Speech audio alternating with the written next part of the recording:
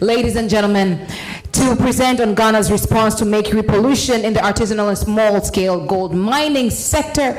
A hand of applause to Mr. Larry Kotoe, National Project Coordinator, EHEC PMP, Ghana. Karibu sana.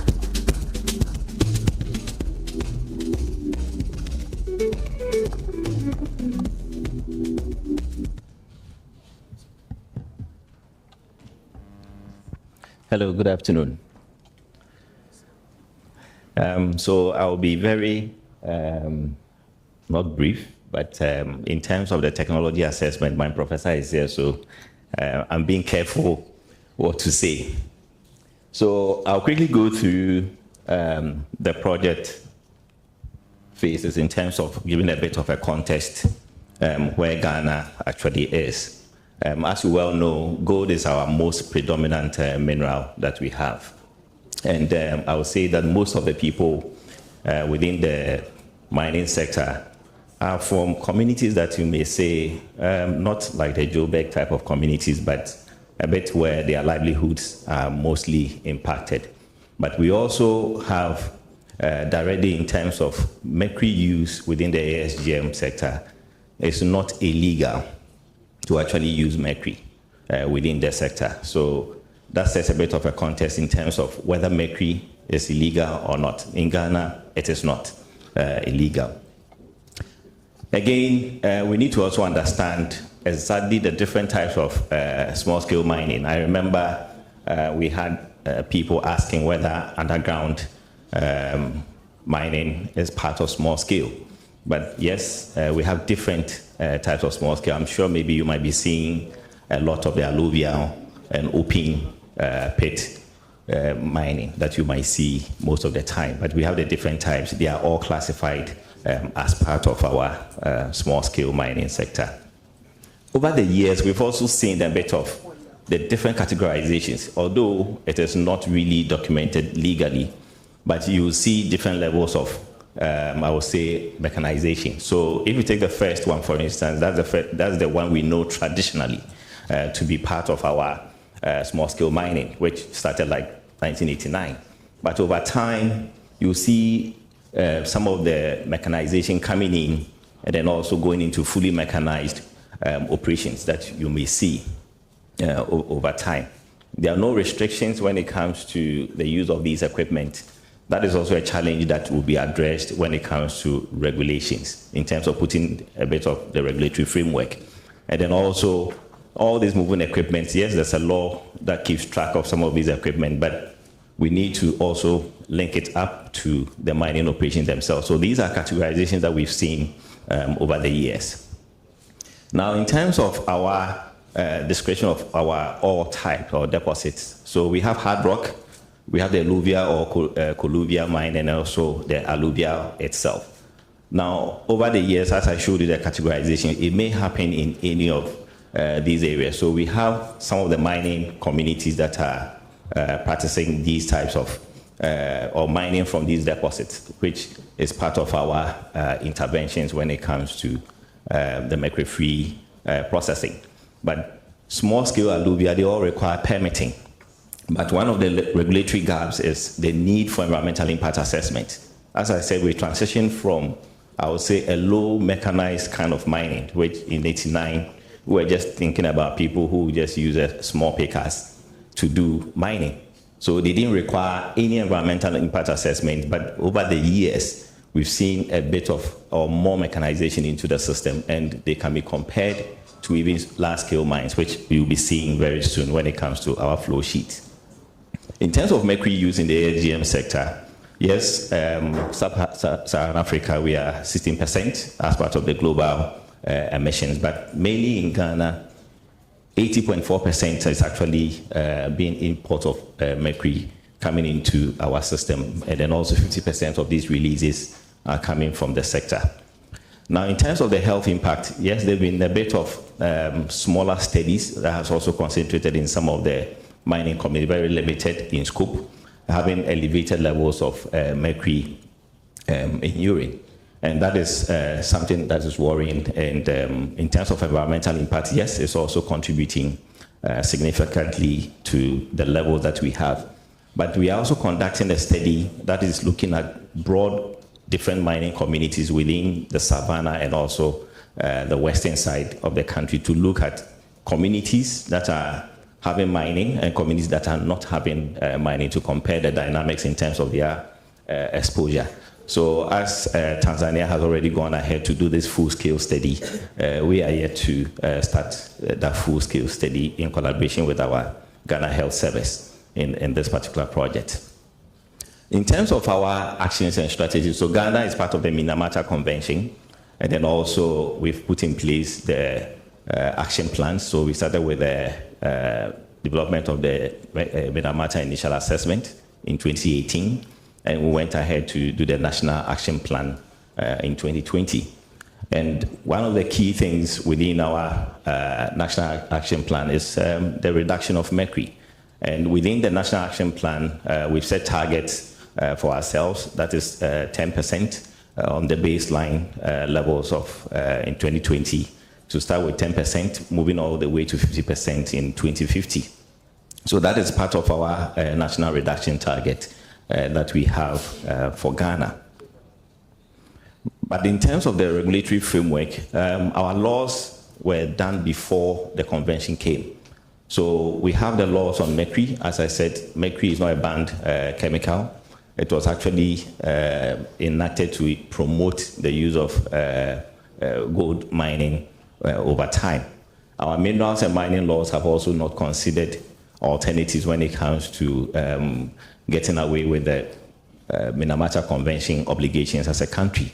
So our environmental assessment laws are also looking at the old system of not doing impact assessment, and also we need to look at how ASGM can acquire permits when they go into operation. So we have a bit of a regulatory gap when it comes to the implementation of our Minamata Convention obligations, and these are already being undertaken as we are looking at a new regulatory regime where we can consider some of these gaps. Now, within the National Action Plan, which is also being implemented within the project, we are looking at health promotion and awareness, and also promoting reduction of mercury emissions, and then also community-based financing, which I'll show you a bit of what we also found in terms of financing, because it has changed over time, as I said, with smaller mining communities and now fully scaled mechanized operations. Their financing requirements are different. And then also enhancing capacity in terms of institutions and miners is also part of the process. And also, most importantly, is the environmental management regime. Things need to change, and these are all not provided in the legal framework that we currently have. So we are looking at amending and then also prohibiting some of the provisions that will also promote our Minamata Convention obligations. Now, in terms of the proposed scope of the regulation that we are looking at a phase-out regime over time, because we don't intend to use mercury going forward. So the regulation will be looking at a phase-out regime where we are domesticating most of the Minamata Convention provisions. Also, we are looking at provisions for monitoring for mine closure. Small-scale miners, again, the categorization is a bit confusing, and we tend to treat them the same, and they leave a lot of environmental degradation without proper reclamation and all that, because they don't go through the environmental assessment procedures that we have. That needs to change within the new regulations that we are proposing. Also, mercury-free processing is also not a requirement, or it's not an obligation for anybody to put in such a system, but it's now going to be part of our laws that you need to have such a technology or processing facility before you can be permitted to do that. Now, in terms of repeal, these laws might repeal some of our existing laws or even amend some of them. So that is something that we look forward to seeing when it comes to our new regulations. Now, I'll focus more on our technology assessment for our component 3 of the project. Now, we needed to do a bit of stakeholder assessment when it comes to what are the needs of the miners, what will work for them. You might bring a technology that they might not accept it. Now, these are some of the key things that the miners raised, that if this project is not able to find answers to, we might fail. First is the length of time for gold processing. The current practice is they waste too much time in the processing of their gold. Now, in Ghana, they normally don't want to waste time waiting for the next person to process their gold because of their current capacity. So they want to do away with that. The next is the cost of the equipment. It should be cheaper to actually have, and also it should be easy to use. When we are bringing them, they don't want to find any complicated equipment, and also increase awareness of the health risk of mercury. One of the communities wants to actually, they want to get tested before we even introduce the new technology, so that at least they will find themselves in terms of knowing their health risk before even accepting what we are bringing. And then we are looking at financing arrangement to own, and we are talking about sustainability. This project will not stay forever, so we need to find a way of actually sustaining most of the gains that we will make within the project, where they can also finance themselves, getting their own technology to do that. And that's where the access to finance assessment came in, which I'll be sharing a bit of what we've done so far. Then the last but one is security. So they want an area where they can be secured to do their own work. But the last bit is a high gold recovery. If they don't get more gold from their existing processing, we should forget it. So that is something that we have to also keep in mind, that it's not just introducing a technology, but if it's not able to increase their gold recovery and also make more money out of it, then they will still continue to use the mercury. So that is also one of the key things that we kept in mind. But before we started to answer some of their questions, we also have to also go back and check what has been done over the years. These are more like parameters that we use in influencing the selection of the alternatives that we wanted them to use. Over time, we wanted to have knowledge of the ore mineralogy that exists where they operate. So not having the knowledge of the ore body they're actually mining is a problem. Second is the gold particle size that they are dealing with, because it also influences the recovery of the gold. And then also the scale of operations. And the last one is the grade of ore that you are dealing with. So over time, we didn't consider most of these things when we were introducing technologies to them. So we had to go back and check all these things. But we need to do an ore characterization for all the pilot sites that we wanted to actually implement some of the interventions, just to be sure of the existing knowledge. Based on the technology assessment that was done, we came up with different categorizations in terms of large-scale hard rock operations. So we found that there are some I would say small-scale miners that are in a different category of mining altogether, because they have volumes that they process in terms of ore. It's so huge. So sometimes you might see them to be a large-scale mine. They are not. They are still small-scale miners, but they have the capacity to actually process more gold in a day. We put them under large-scale hard rock operations, and this is a flow sheet that has been developed for such a mine with such a capacity. That is the flow sheet that we have. I'm sure I'll not go into the details, because Professor Mankwa with the University of Mines and Technology, they worked on this assignment, and I'm sure he'll be going into the details of each of them. But this is the flow sheet for a large-scale hard rock operations. And then we have a smaller large-scale hard rock operations. So we have the two categorizations based on their processing capacity.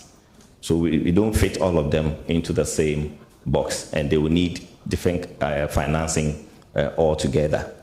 Then we also have the alluvial large scale. So I'm sure Key Empire will be here tomorrow. So he belongs to a category of large scale alluvial operations, and they do a lot of work when it comes to this area. And then we have the smaller alluvial operations. So this is only based on gravity concentration and getting your gold out without the use of mercury, using gravity. However, we've also noticed that we worked on the tailings, that the tailings cannot be left alone. So I'll be showing you figures based on the ore characterization that we did. The tailings itself, we need to recover the gold that is in there, because there's so much interest in it now in Ghana. So you can't leave it alone unattended to. So the demonstration centers will go further to introduce the tailings treatment, where we'll be introducing the standardization process to recover the additional gold, and you will see some of the figures based on the studies that we did. I'm sure Prof will go into details, but overview, these are the centers that we have selected, or the areas we have selected for our demonstration pilots. So we have on my top left corner, that is Savannah region. It's in the region of the same small scale mining. In terms of, we wanted to also know, we don't want to put an investment in a location where the mine life is just 2 years and we'll do so much investment. And so we wanted to also understand the life of mine. So based on our studies, the life of mine for this particular site, Tinga, is 11 years. 11 years. So they should be able to mine for the next 11 years. In terms of the mining rate, 1,431 tons per week. That's what they do. In terms of ore grade, 5.59 gram per ton. And then the gravity recoverable gold is around 69.82%. That is just the gravity recoverable gold. Now, when you go ahead to apply the leaching, you should be having 72.56% out of it. In total, overall gold recovery is 92.2% for such a facility. What they are currently doing is just the 69.82% currently. The rest is left in the tailings without they doing anything with it. And that is also an issue because mercury is in those tailings as well. So if we're able to apply the two-step process, we should have a 92.2% recovery.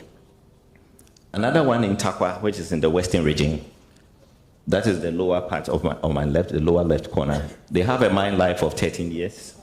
Mining rate is 1,200 tons per week. Ore grade is 14.04%, a gram per ton.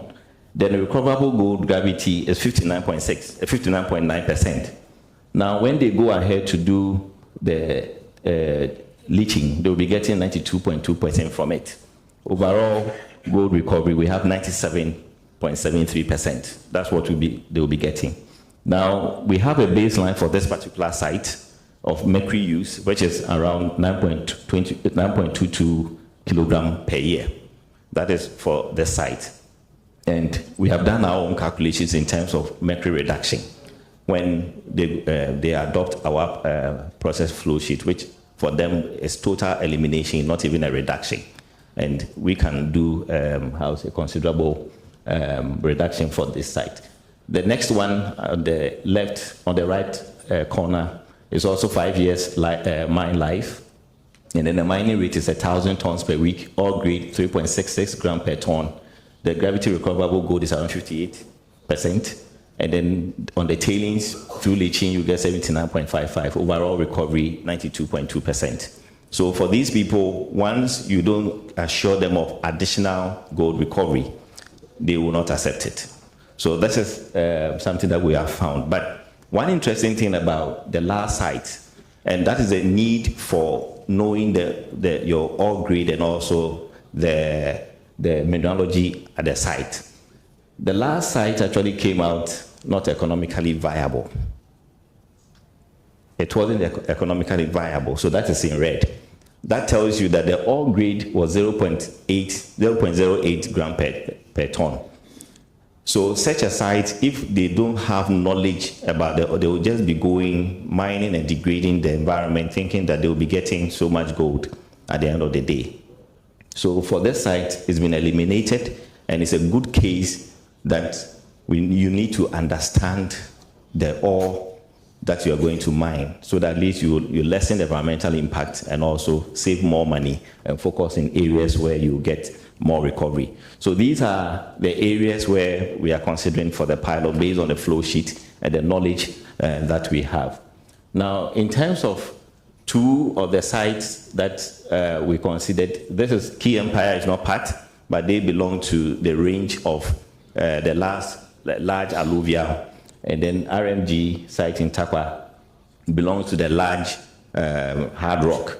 Both of them, if you look at their own mercury reduction, 10.4 kilogram per year since 2021, and then RMG is coming on board with 9.22 gram per year. These are high recoveries based on their operations that they are currently undertaking. Now, we have also done the design of our demonstration center in terms of having space for capacity building, and then also introducing the technology that we want to also implement. So this has been done. Currently, a contractor is being selected to start the construction of the site, which will take about 3 months to complete. So these centers have already been done, and basically it will be used for training by miners as well. And I must say that in terms of sustainability, we are using private sector that have the capacity to manage their own facility even after the project ends. So government will not have any obligation so much apart from our regulatory function that we will perform. But these are companies that have the resources to manage their own facility. And then we are also promoting the centralized processing as well. So smaller mining companies can bring their ore to these centers for processing instead of they having smaller processing areas. In terms of our awareness campaign when it comes to mercury risk, now from our experience, if you don't show them the effect of the use of mercury, they don't appreciate it so much. So when we started, there was a bit of a gap between show me the evidence of what you think might happen to me with the continuous use of mercury, otherwise I might not be able to accept what you are saying. So I remember when we started the educational campaign with the first one, well, they didn't see, but when we went to the next one, and the doctors, we are doing this with the Ghana Health Service. So when the doctors started presenting some of the effects, and they saw some of the pictures, they started getting scared.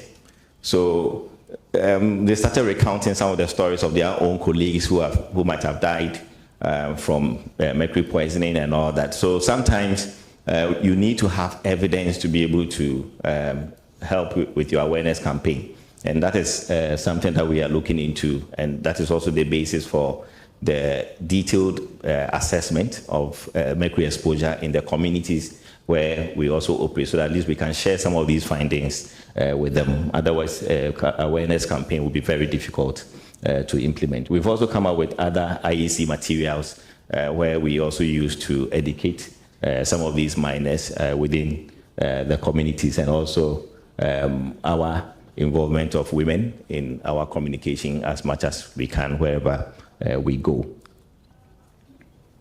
We've also done a bit of the financials in terms of access to finance. As I said, we have a lot of financial institutions that are interested in actually participating within this area, but there's always a risk which they are not too sure of, which we needed to remove those risk barriers so that at least they can also participate fully within the sector. So this is individual, community, artisanal scale mining, where we have the financial institutions as partners in terms of the banks, but their core mandate is to have financial support for the setting up of the processing center.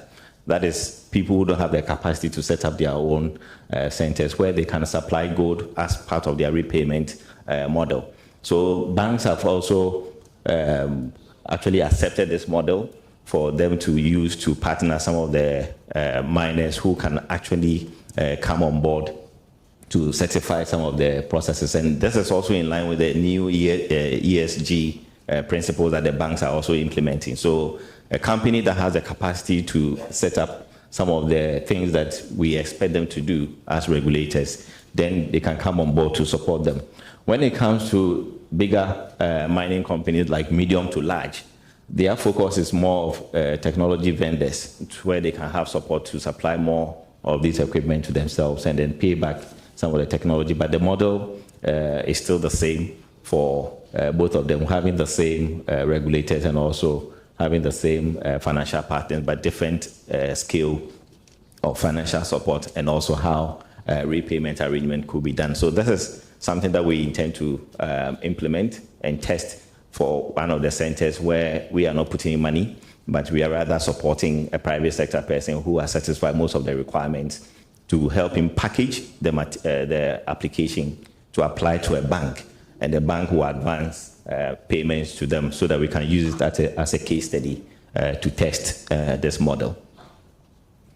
In terms of lessons learned to scale up As I indicated, we have two companies at a level where they operate like large-scale hard rock and alluvial.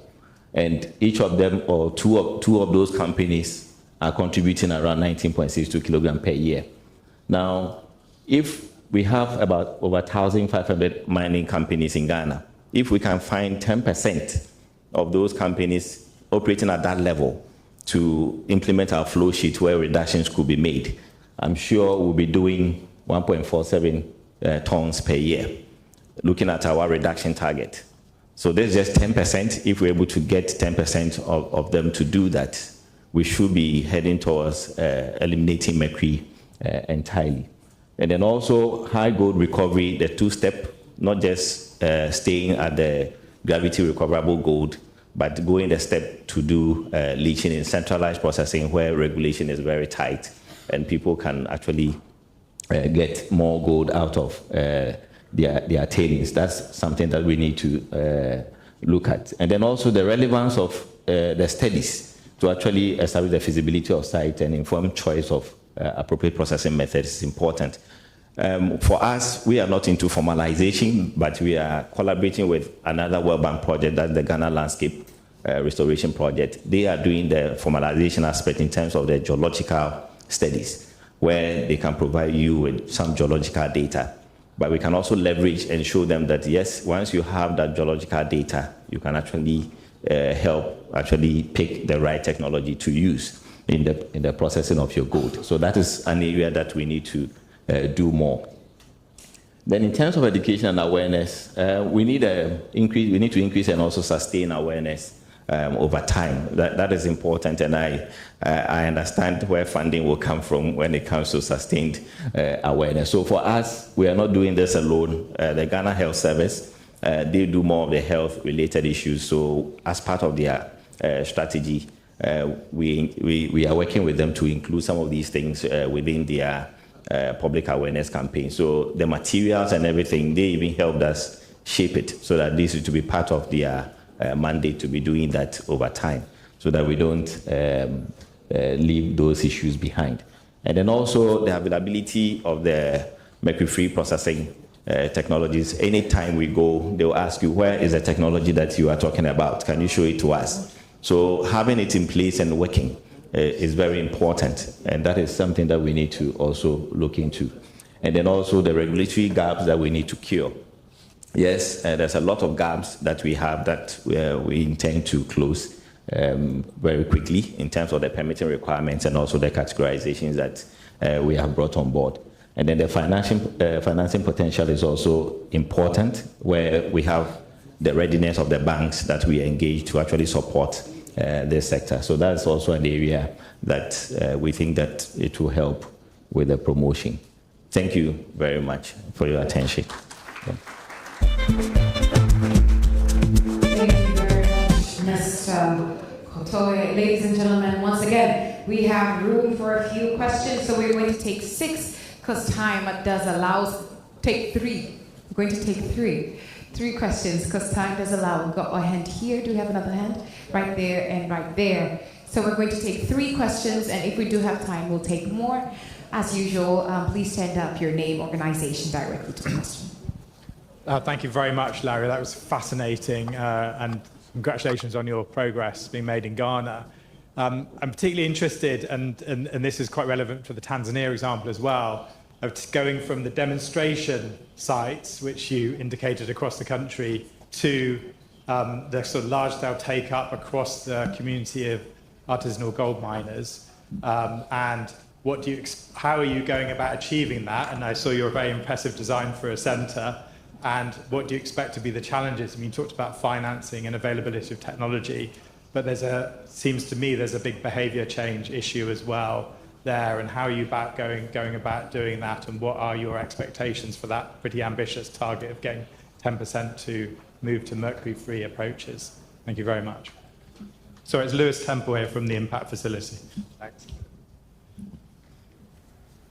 Thank you, Larry. My name is Gregory Kibusi, and I'm the General Secretary of the Mining Association in Shinyanga region. I just want to know, In Ghana, you have said the adoption of the mercury-free flow sheet needs to have a tailing storage facility as well. What does the miners, the ASMG in Ghana, needs to comply when it comes to the TSF? Thank you. Question, please. Thank you, Lally, for the good presentation. I'm Daniel Indio from the Government Chemistry Laboratory Authority, the regulator of chemicals in the country. If I got properly from your presentation that you are having about 84% of mercury being imported informally, in a formal way, if I got it properly.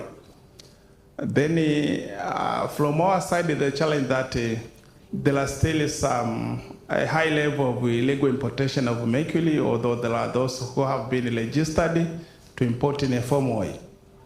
And the challenge has been that if we have some illegal importation, then it jeopardizes the marketing of those who are importing informally because of non-payment of taxation and whatever.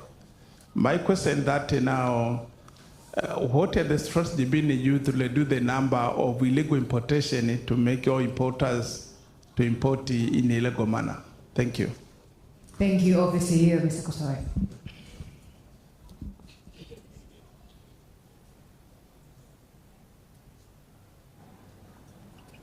Okay. All right. Thank you. So in terms of the first question, yes, we are not working in isolation. We are working with a small-scale mining association in Ghana. I must say that the beginning of this project even saw higher numbers of people who wanted to participate, but we can only accommodate a few. So we started with the pilot site selection, and we needed to pick some of them for the demonstration. So there are a number of them who have expressed interest to participate in this project. However, we can only work with a few because we are only supposed to demonstrate one or two of these areas. So we wanted to also understand the ore dynamics, test one on alluvial, test one on hard rock. So that is the basis for which we are doing this, but there's a high interest in actually implementing this. So that is something that we are getting from our small-scale mining association in Ghana. In terms of the tailings, yes, so there's a requirement for us when it comes to environmental assessment. We have to also separate people who have the permit and people who don't have the permit. But once you go through a proper permitting process, the tailings facility needs to be done based on our requirements, where you have a geomembrane fiber to actually engineer the location before you can put your tailings on them. So you cannot just go into an area and produce and just leave the tailings on the floor or just on the bare ground. No, we have specific requirements that you need to follow.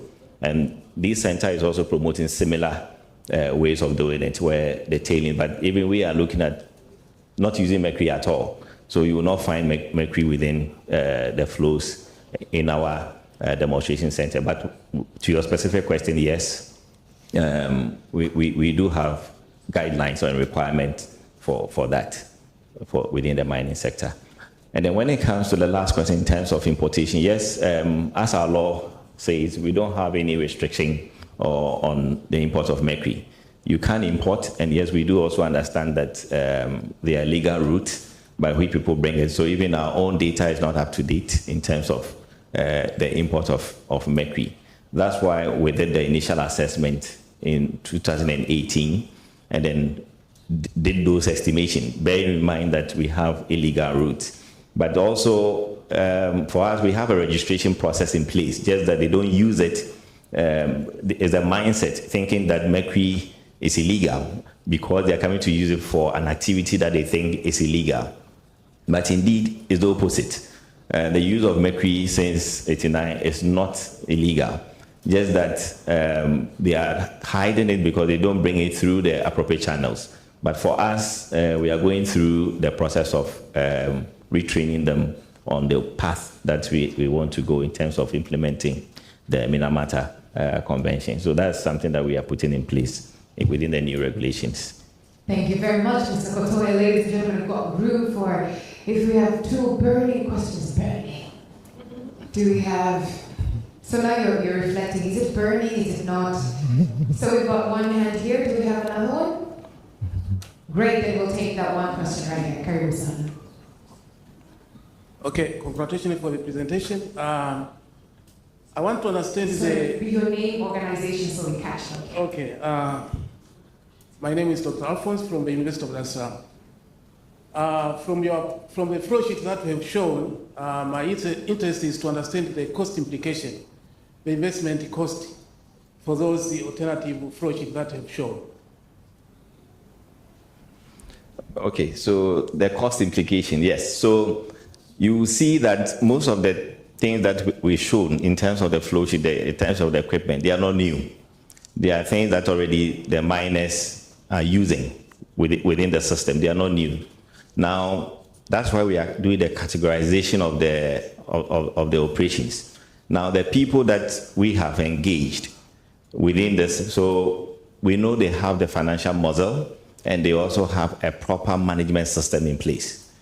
So tomorrow you might see one of them here. Sometimes when you meet them, you think that they are not small-scale miners. So it's a level of your organization that determines which of the equipment you can use. So it is not expensive as you think it is. In terms of the ones you saw at the exhibition, it's the same. So when we are talking about a concentrator, it's the same concentrator that you saw at the exhibition. It's not any new concentrator that will cost you so much. So depending on your own level of operations, you can go for what will suit you and then go along with it. But if you feel that you have enough capacity to go higher, you just invest more in more recovery of your gold and then per ton of your gold processing. So it's the same cost along the chain, but depending on your level of mechanization, that determines the type of equipment to use. So we've done for large and then small. Based on your own operations, you can go for each one of them.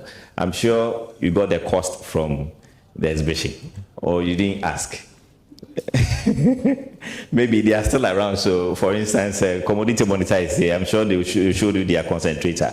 We can easily find out the cost. I don't know if they are here, so that they can mention the cost of a concentrator, and then, but it's the same on the market. Nothing new. Yeah. Thank you. Thank you very much, ladies and gentlemen. A hand of applause to Mr. Larry Kotoye, National Project Coordinator, EHMP, PMP, Ghana. Asante Sana. Thank you also to those who asked questions. That was incredible. And also, Mr. Kotoye, thank you for doing me a service by reminding people to go back to the exhibition booths downstairs. They are available. Please.